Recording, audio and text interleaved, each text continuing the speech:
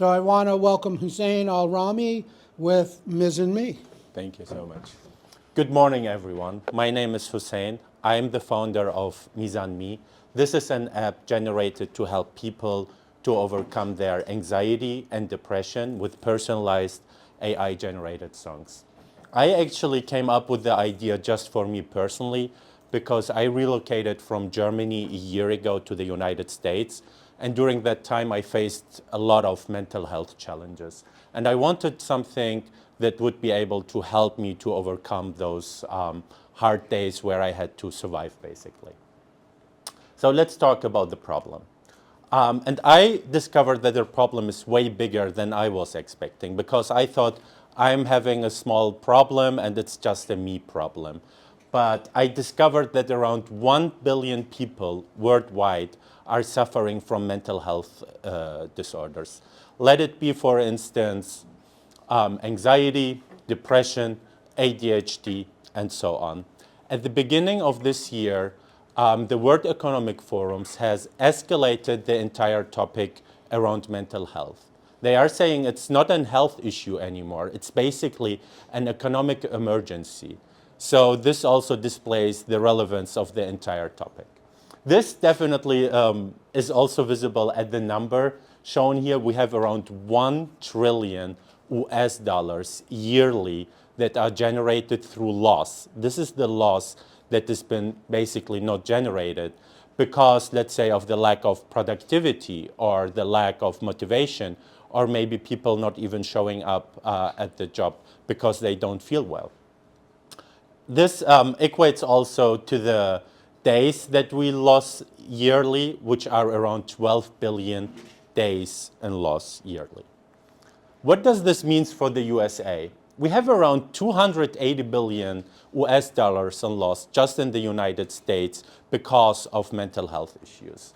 Around 60 million people are suffering right now in the United States from mental health issues. And the most shockingly number for me is basically that we have around 50% of those people are still untreated.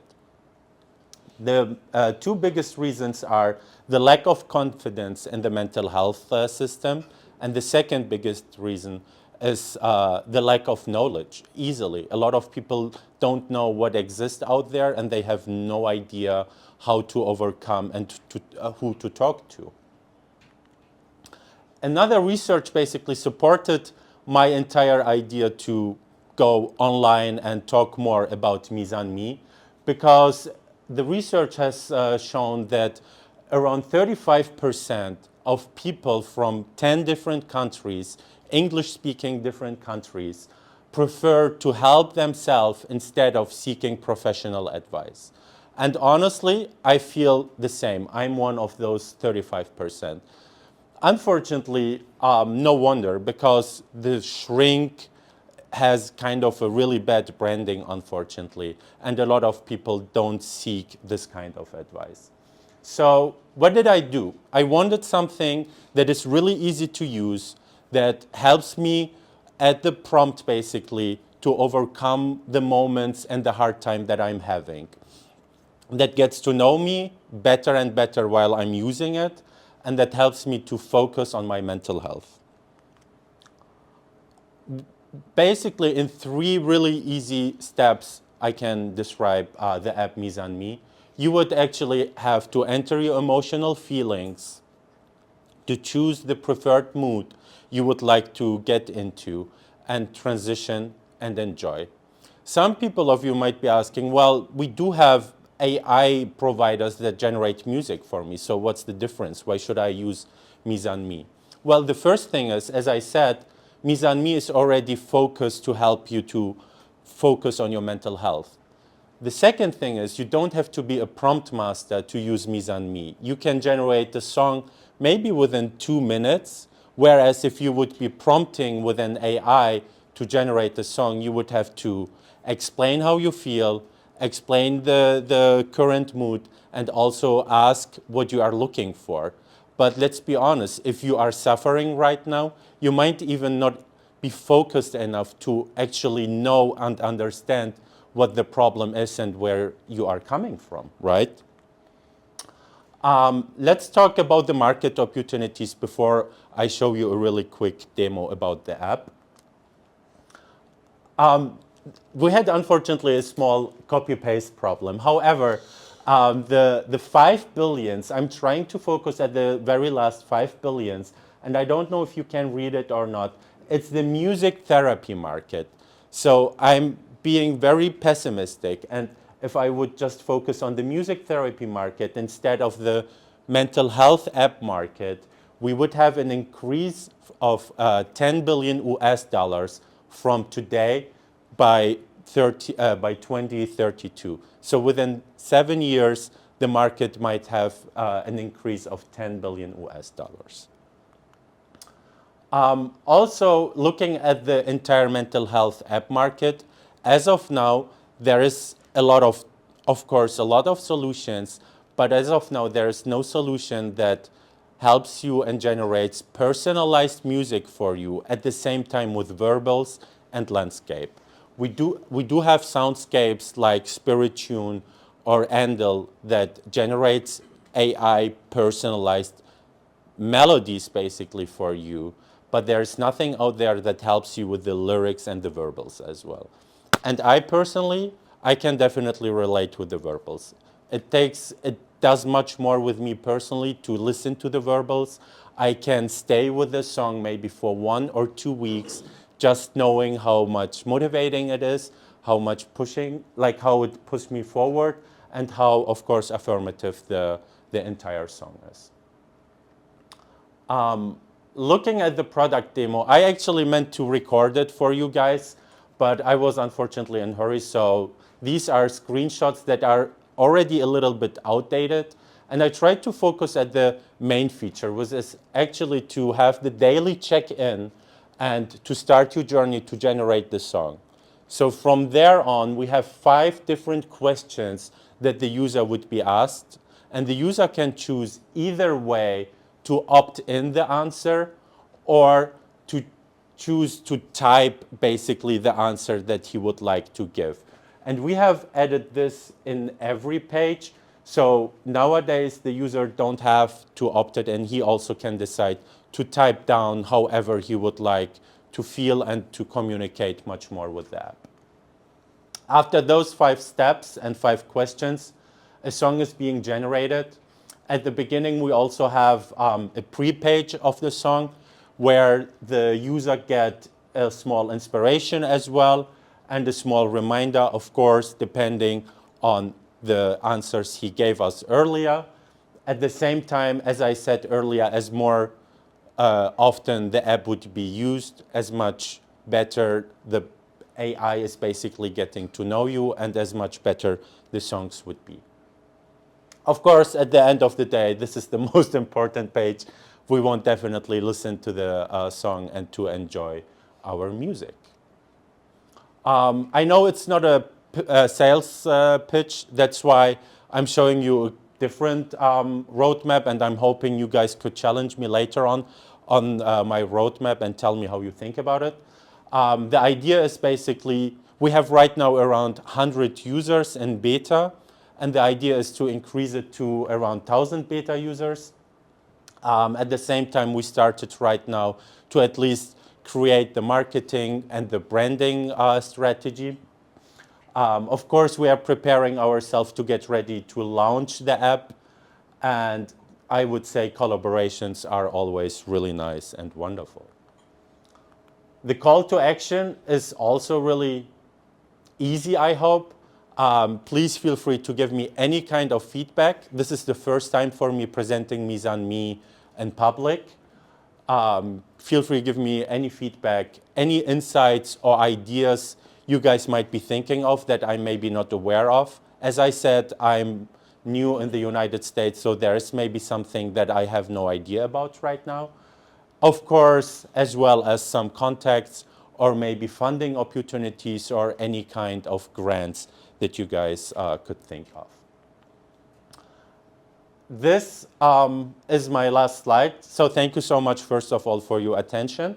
This is the QR code for those people who have an iPhone or an iOS device. They can scan this QR code and download the beta app. It unfortunately doesn't work for Android right now, so it's just for those people who have an iOS device. Thank you so much for your attention. Thank you. All right, that was great. Thank you so much. I was so nervous. That's okay. So I'm going to ask you the first question. Go So you mentioned you're looking to collaborate with people. Yes. What kind of collaborations are you looking for? It's a great question. Honestly, every kind of different perspective. Let it be in mental health and meaning of any institution that already has the audience and might be interested into integrating the app into their services. Let it be business development side who might, have any kind further ideas how we could develop the app and how we could draft a B2B product, because obviously as of now it's basically a B2C product, and I'm really curious about any kind of feedback and any kind of context that might be able or interested into looking forward to dive deeper into the business development. All right, great. Bernd? Great presentation, really. Thank you so much. First of all, I'm from Germany too, so I was born and raised there, okay? So I was just curious, your own challenges, your own demons, they started in Germany or they started here? On how you came up with doing what you're doing right now? What is your background? It's a really great question. So my demons, as you called them, they basically started to emerge in the United States. I relocated from Germany. The entire situation was new to me. I didn't have any friends up here. I didn't know how the process is. A lot of obstacles, a lot of uncertainties, where then I started to feel how I feel. And how I came up with the idea was I started to create playlists on Spotify. And I started to realize that every playlist I would listen to would really motivate me and would really push me and helps me to stay motivated and focus. So, of course, the music I was listening to was always, you're gonna do it no matter what, no matter who is telling you what, there's always a way to do the best thing. And I started to resonate with this music. And, looking deeper and deeper into it, I was like, wait a minute. We do have AI, and there is definitely a chance where I can also generate personalized experience with this, right? So I started playing around. I generated some videos just for me. After the videos, I also, came up with the idea of generating the music, and here I am with MizanMe. My background, I have a master's degree in blockchain technology, so it has nothing to do with MizanMe, but this is just basically happening because of my personal desire and also, honestly, because of the first slide I showed you. I was just shocked seeing the big numbers, how many people are suffering out there, and what essentially a great impact the app could have. Great. Thank you so much. Did I answer your question? Yes, absolutely. Perfect. MizanMe, you know what this means in Bavaria, in Bayern, MizanMe. No. Wir sind wir. Wir sind wir, really? Yeah, Das yeah, wusste yeah. ich gar nicht. That's I a didn't. dialect. Oh, okay, I It's didn't just know. spelled a little bit different. I didn't know that. We gotta catch up later. Thank Yeah. you so much.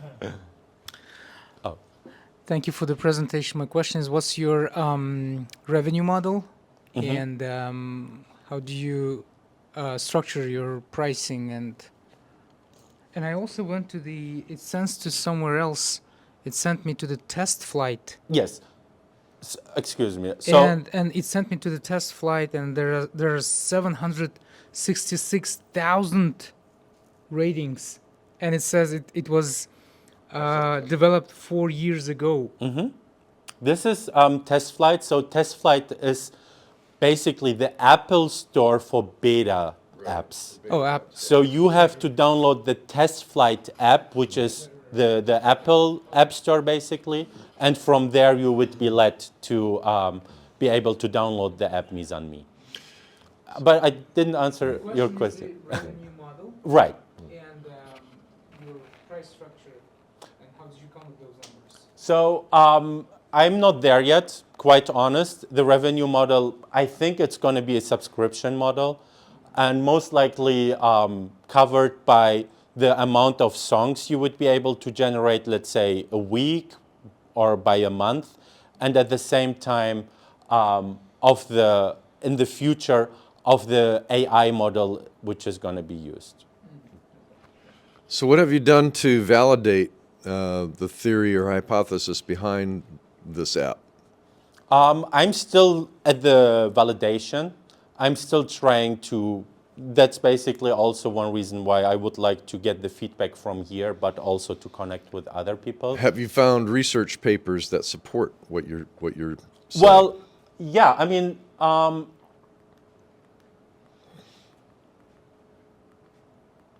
if we, very vague, if we talk about research, we have a music therapy market that is right now 5 billion big. And this market is essentially about to grow to 15 billions. So in combination with knowing how many people are suffering and how many people would prefer to help themselves, I just made the assumption that there is definitely a need, but I'm still validating it. Okay, yeah, we all know what happens when you assume. Exactly. right? No, absolutely agree with you. So I would strongly suggest that you find research papers from people who studied this, and that back, your assertion that, hey, if you listen to music. My other question, it'll help your mood.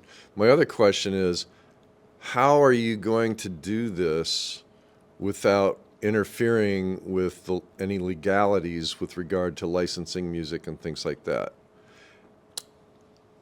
Like you can't use AI to go get music off the internet and Right. for people to play Right. without licensing. Exactly. Okay. Now what you can do is you can have an interface with the individual's playlists Right. that they've already paid for. Right. And so it's going to choose music that they already like and present them the music that they like to help them with their mood. So to me, that would be a much lower and safer barrier to entry. The music you would listen to is 100% generated for you. There is no licensing issue because the songs would be generated for you while you go through this process. The song you would be listening to at the end didn't exist before your interaction with the app. So it's creating music. It's creating music. This song didn't exist before you interacted with the app and went through this process. You didn't get that as well? I understood because I've played with AI music, but that was not clear to me. Oh, okay, good to know. It's a great feedback. Thank you so much.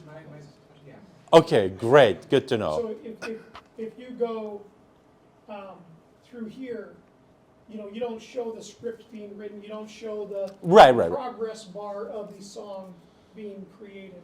If you add those to your steps, that would be very Good to know. Thank you so much. The phrase you used, and we're all kind of jumping in here, sorry, Jim, but the phrase you used, this song didn't exist until you did that, that tells the whole story right there. Yeah. Okay, sorry, good to know. Thank you so much for this feedback.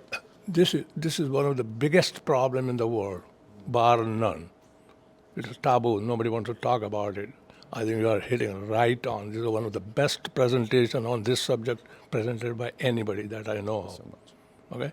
Well, question: you have that 100 people already on board? Right, I have 100 people right now trying the app. How long are they with you? It actually depends. I think the longest user is maybe has been onboarded around March. So around. That's where it starts. You start with one person.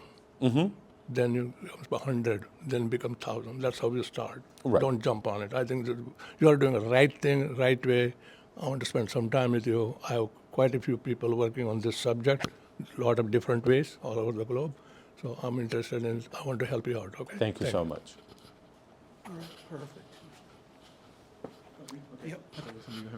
So no, great presentation. I think there's definitely a dire need of this solution. Couple of quick things. One, I think you should definitely target psychologists. Market, reach out to psychologists and see if they can start to try them out themselves, and definitely emphasize on the fact that it generates net new music, right? So the other thing is, if when it generates net new music, is that shared somewhere so somebody else could leverage it, or every time it's just going to create new and new music? So we basically are working on the entire shareables, let's say. Yeah. We have integrated in here where people can share the song with your friend. Let's say I'm generating a song and I'm really liking the song and I feel like, hey, Jim is maybe going through pretty much the same time right now. I'm going to be sharing the song with him. At the same time, we also have integrated a share button up here where you can also share the inspiration, kind of regardless the song. At the same time, but we are not there yet at all. But the big vision is actually to have a community page up here where people can interact with each other and share their own songs. But this is really far in the future. Like we don't even know how it would look like as of now. It's just, as an idea in the mind. No, and the last point I want to make is we should definitely connect, because I'm working on a tangent of this solution, and where this solution could be very, very applicable, especially in the schools community. So I would love love to so, kind of collaborate with you on that. I would love so, of course. Thank you so much. Great presentation. I think what I wanted to know is, how do you measure the impact of the song on that person? Like, how do you know if their mood if they've accomplished their goal? And from the beta testing that you've done, have you gotten any feedback in that regard? We have gotten feedback from the beta testers. Honestly, most of the feedback is good, but at the same time, we have some feedback that is like, the music doesn't relate with me, I don't like the songs. And I honestly was aware of that there is at least a small percentage of people who wouldn't like the app or who wouldn't like the songs. In regard of feedback, we are working on it to, essentially we have here a feedback, as of now there's like like a text container where people could write something. If you listen to the song and if you would press here, you could also give feedback. So we are trying to interact with people, and we are trying to give them several venues basically to give us their feedback. As of now, I think it's still not 100% refined, or it's not 100% there where I would like to have it. But we are working on it, and I'm trying to schedule sometimes appointments with the people who are using the app, and I'm receiving the feedback from them, how they are using the app and for which reasons they are using it. Okay, yeah, I just was curious because, I didn't know if you have all your screens up, but I just thought if there was a screen that prompted after they finished the song, like, is this song doing what it's supposed to do? I didn't know if that screen just wasn't on the presentation. So no, there is really no screen. Like from here, you could basically just go back to the main. But what we do have up here in the middle, and I wasn't able to update it because it's really new, we added the swipe feature basically, because you would have to wait around 1 minute to get the song. So during that time, we would like to keep you on the app, and we have a swipe game right now where the questions aren't aligned, but where we essentially would get to know the user more, not for this song, but for the song he would be generating, let's say, after. I wanted to say, really good presentation. So I've been researching in this space very, very deeply since 2019, because me and my wife, our business is in the same space. We have a ridiculous amount of validation from researchers, psychologists, therapists, and all. So it gets pretty deep. One of the things that I wanted to throw out there as an idea for what you just mentioned is you could consider having pre-downloaded music that you as your company create using your own API in the different spaces, genres, and things that the users would be prompted to select from. and have those as songs that they can listen to if they're in a mental health crisis or whatever when they're using the app while your song that they prompted was being downloaded, so that they can immediately get immersed into the music. And then the last thing I was going to mention was if you don't already have a feedback model in place with specific questions to ask users, that may be helpful in getting more focused feedback from your beta testers. Thank you so much. It's really, we are always trying to get as much feedback as possible, but at the same time, it's sometimes a little bit overwhelming, and I'm not complaining at all, but sometimes there are so many different things to do and so many different,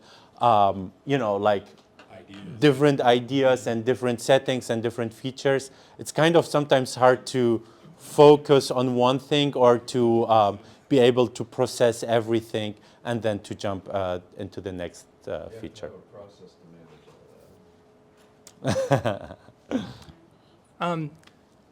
That was a great suggestion, by the way. I love that suggestion because your users are generating songs that you'll own that you can then reshare. But my question is about the tech stack. I heard you talk a lot about Apple. Are you building it so that you would be able to deploy to Android and to a web app as well? Right. So as of now, we are developing it in the language Flutter. The language Flutter is essentially for iOS and for Android.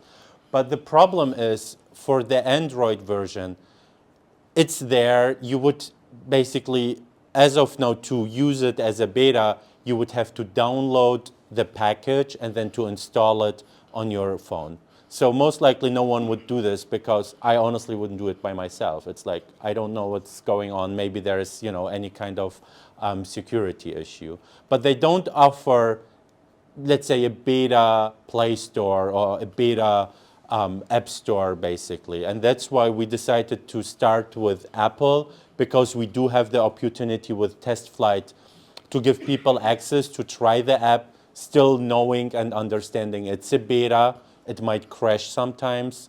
We are still in development. There's still a lot of work ongoing. And this is basically why we have it as it is right now. Okay, great. But of course, like Android is definitely, is actually also in progress at the same time in parallels. All right, great. Thank you very much. Thank you so much. And so I've got just one suggestion and then one question.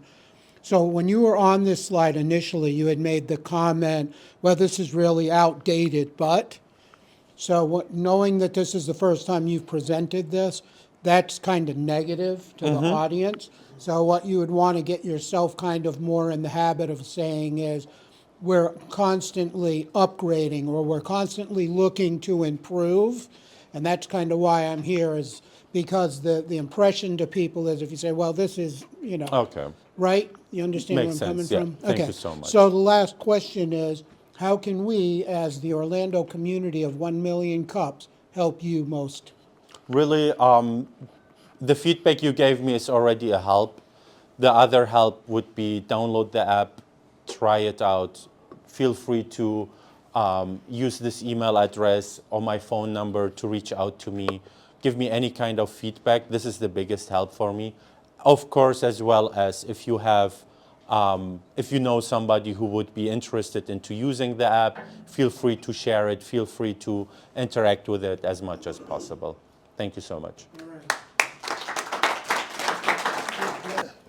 So we don't have a second presenter, so we've added in Member Spotlight, and today one of our regulars here, Rod McKenzie, is a master storyteller, and hopefully through what we're going to be sharing today and asking him for questions can help give you guys some feedback and advice and things you can use for your business. So, Rod, tell us about yourself and what got you started as a storyteller.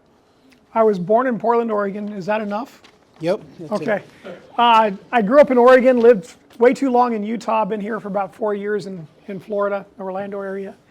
For 30 years, I've been telling stories. Started off telling product testimonials. I made a little 4-page newspaper, no advertising. Started back in 1994. and we told product testimonials, because in the natural health world, companies can't say any medical claims about their products. But as a third-party publisher, I was just like USA Today. I could say vitamin C and mention it with cancer if that worked, right? Because I had the freedom of the press. So I worked with companies and I built these little 4-page newspapers to where I told product testimonials of anecdotal evidence of people having experience with natural health supplements. Well, that grew. I got doctors' articles, different things. And over the last 30 years, I've sold about 93 million of those. And to where I've been able to help generate hundreds of millions of dollars for natural health companies, because frankly, I believe that there's a lot more to the medical world than just pharmaceuticals. But that's a whole different topic. What I learned through that was, for the 20 years that I ran that as a retail business, I was helping people in direct sales go ahead and use them as brochures. As I did that, I learned how to tell stories. Product stories follow a formula. If you ever want to know a formula that you can interview someone, what was life like before? What was the big transformational moment? You started taking a medicine, you started a business, whatever it is. What's life like now? By following that simple pattern, all your interviews, all your testimonials, everything makes sense to the reader. And that reader could be somebody reading the video, it could be on a print, it's just the listener. They've actually done MRIs of people that have had functional brain trauma, and to where storytelling, so if you tell a story, or if you tell facts and figures like bullets, let's take a 4K TV, 3980 by 1920 resolution, whatever it is, and you have all these figures, right? And if you put that in story form, the brain handles it differently. So for example, I'll tell you a story. I heard a loud noise, walked through a big hole in the wall, looked up and got wet. Right now your brain is trying to process that. But if I said, I heard a huge thunderclap, and I just recently moved to Florida, I love thunderstorms, I threw open the door, ran outside, looked up, got totally soaked, and then when the lightning struck across the street, I ran back in the house. Okay? An MRI, a functional MRI, showed that the first time our brains acted very differently. But when I told the story, your brain fired just like my brain. In other words, I can get you to understand what I want you to understand by putting it in story form. So back in 2014, I left that retail business because print died, in case anybody didn't know. I do still sell, I just sold 1 million of those newspapers to a natural health company to do direct mail to boomers. So boomers still do read print. But what I did is I started figuring out how companies, I started translating product testimonials into companies. And I learned from a guy named Chet Holmes, his consulting package. He had passed on, but he wrote I'm almost there. It's okay. No, you're good. You have plenty. And he talked about a core story. And his organization still is around. But what I've done is I've enhanced this. And so I would take companies through a 12-week process of what is their strategic narrative or core story. Find out really who their ideal customer is. Find out what their pain they're solving. Find out what their big idea is. Now, if you don't have these statements down into 10 seconds, then you don't have enough clarity for your business. You have to have absolute extreme clarity for what you do. And that's how stories get told. You have 1.7 seconds on a phone to gather somebody's information, to gather their attention. If you don't capture that in 1.7 seconds, you do not have them. So that is a very significant time frame. How do you do an elevator pitch? We've all heard the 30-second elevator pitch. Well, it's about 5 to 7 seconds now. Okay? It's 6 words. Ernest Hemingway said you could tell any story in 6 words. He gave an example. For sale, baby shoes, never worn. Okay? That is a tearjerker in 6 words, right? The baby died, they never got a chance to wear their shoes. but he told it in 6 words. How do you tell your business story in 6 words? That's one of the things that I do. I've taken my 12-week process, and I am a big fan of AI, and I've put that down into a series of about 60 prompts. And I'm able to generate, I just generated, you guys know how a little 32-page little 5x8 book? Well, I filled that up last night for a company that I'm working with. 6,500 words for their core story, including an executive summary, mission statement, vision statement, all these things you pay Franklin Covey $100,000 for, right? And it's one financial planner who was in his business for 20 years said in 5 hours working with me, he had more clarity on his business than he did in 20 years.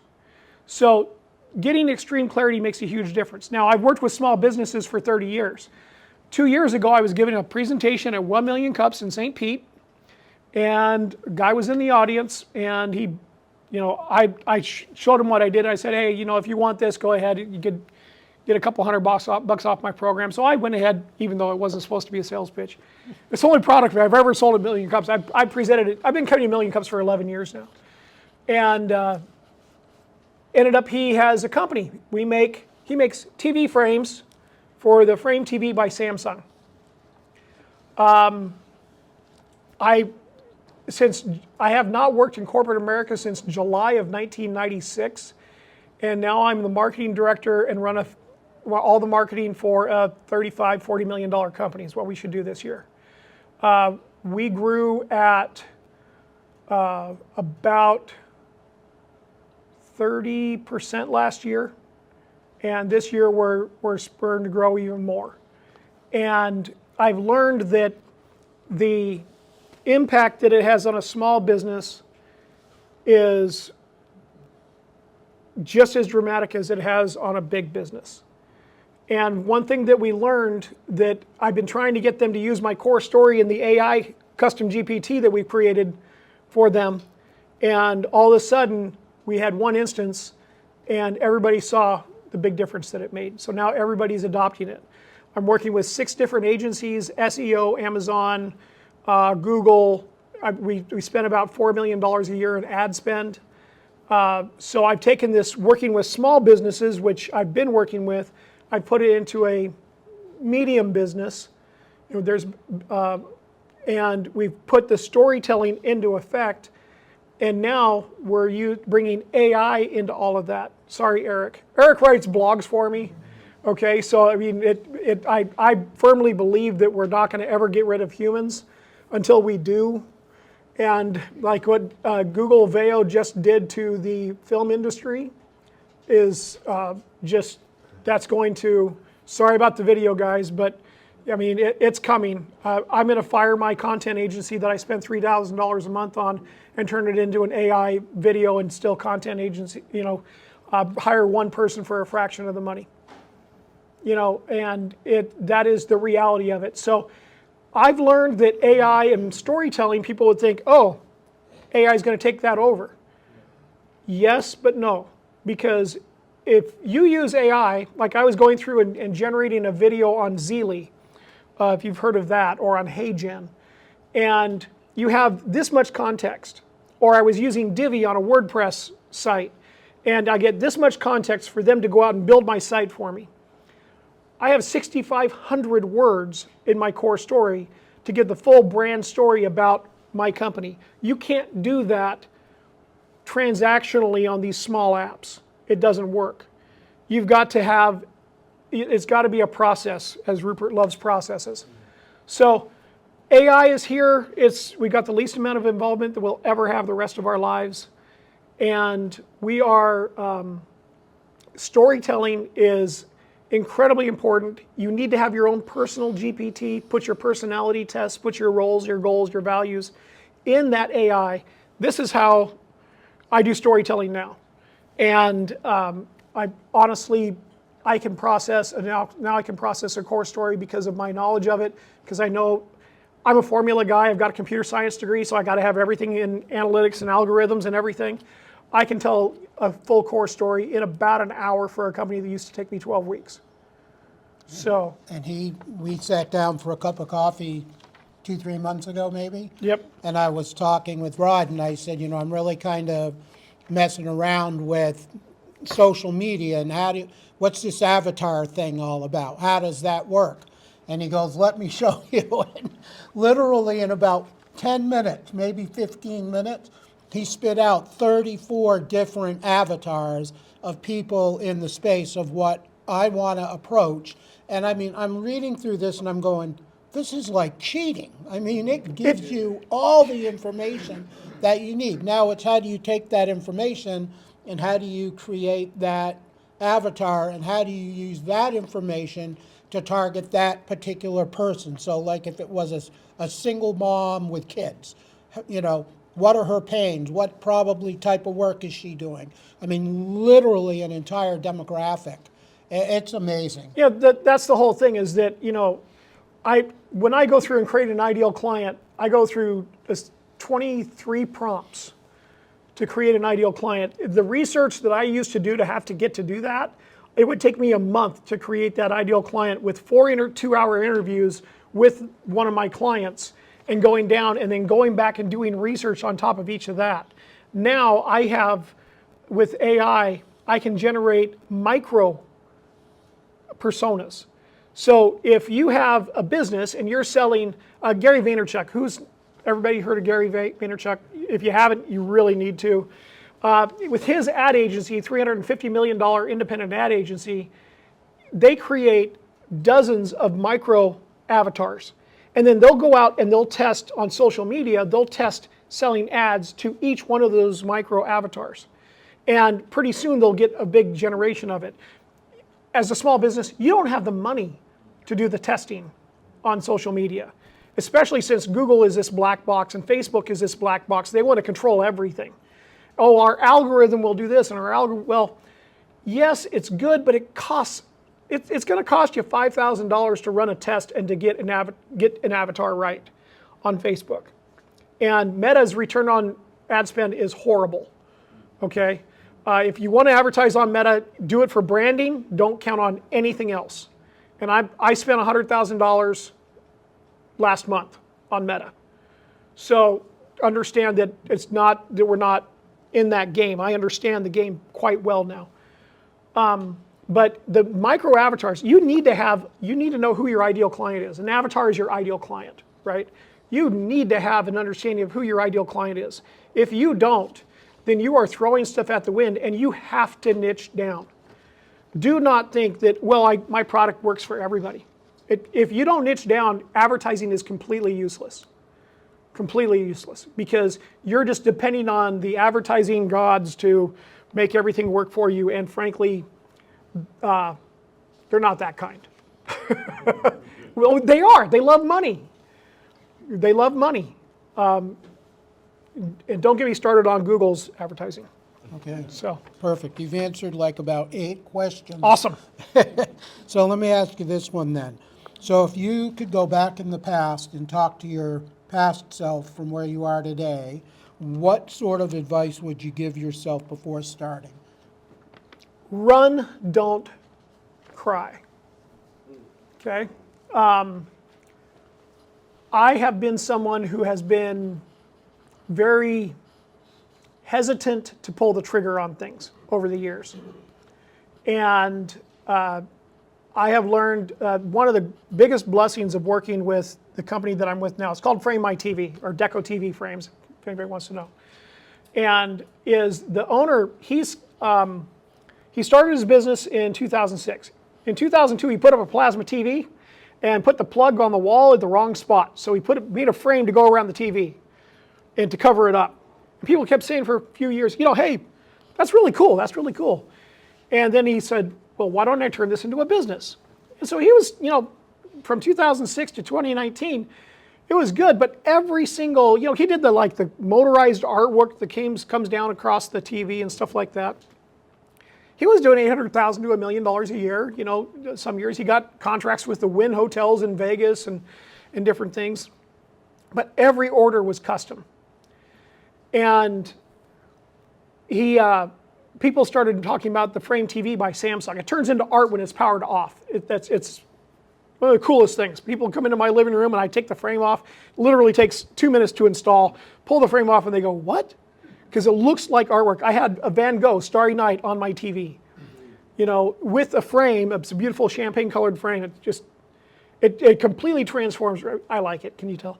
But so, you know, he taught me that when in 2019 there was an opening, he bet everything on this. So there was a cancellation at a trade show. He was right across the aisle from Samsung. He got bold. He used Samsung's logo in his booth. You don't do that. You don't steal a company, $200 billion company logo. He put that in his booth. He was right across the aisle. One of the high ups in Samsung North America came up and said, you do know I have my lawyer on speed dial, right? And he said, but don't worry, you make us look good. Get ready to make a lot of money. We scaled from no revenue from the Frame TV in 2019. We did $25 million net last year. And we'll do $35 to $40 million this year. In 3 weeks, less than 3 weeks, we go up in 700 Best Buy stores. On Samsung's TV wall, you'll see a antique gold frame on the Frame TV. And it's been a fraction of our business, and that's where 70% or 40% of all Samsung Frame TVs are sold is in Best Buy stores. And so that marketplace has just opened us up tremendously. But opportunities like that. And I learned from him that, you know, run. Don't sit there and fret over a decision. Actually just step in and run. You know, ready, fire, aim, I guess is the old quote that you had, right? Yep. So, Yep, that's a good one too. Is, you know, an old saying that I've heard is the most successful people are quick to make a decision and they're slow to change their mind. Where people that are not as successful take forever because they, I don't like this, I like that, and they change their mind all the time. So that's a great piece of advice. Thanks, Rod. hey, thank you. You go, Jim. All right, so I hope you learned something out of that, something you can take home and use for your business.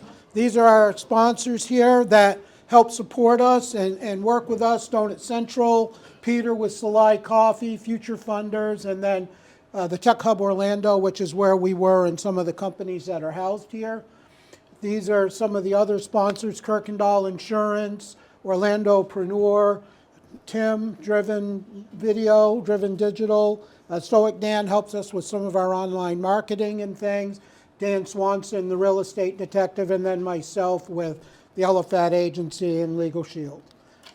So we meet every Wednesday. It's actually at 36 West Pine, and every time zone across the country at 8:30, people are getting together to meet each other 9 o'clock. So if you want to go on, find out where they are, you can actually, if they're doing virtual in some of those locations, you can go to a 1 Million Cups meeting in California at 12 o'clock this afternoon. So it's a great way to be able to get exposure and see what's going on. If you're on the organizing committee, please raise your hand. So if you have any questions or anything after you're done, please come see one of us. We'll be happy to help.